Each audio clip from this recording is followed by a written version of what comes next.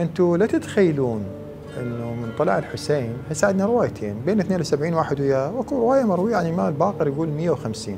شخص فقط. مو فقط الجبن هو اللي خلى الناس تعتقد انه لا خلينا نجي للطمأنينة وللراحة وشلنا بهالدوخة حكام بيناتهم وهم يديرون نفسهم، ولا الطمع، هاي طبعا اكيد اسباب رئيسية، لكن فشيء كبير هو تشويه صورة الحسين وتزوير تاريخي من وعاظ السلاطين في عهد الدولة الأموية. الكثير من ذول وعاظ السلاطين بينوا للناس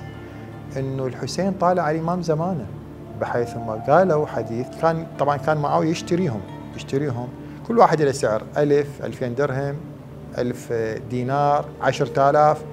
وهذا اللي قال له انا ديني عليه ثقيل قال له ايه ادفع له 40,000 دينار وباع دينه ب 40,000 دينار حتى يزور التاريخ. طلعوا حديث مثلا من اراد ان يفرق امر هذه الامه فاقتلوه بالسيف كان من يكون، حتى لو كان هو. لذلك عندهم حديث ان الحسين قتل بسيف جده، بسيف جده، والناس شلون تصدق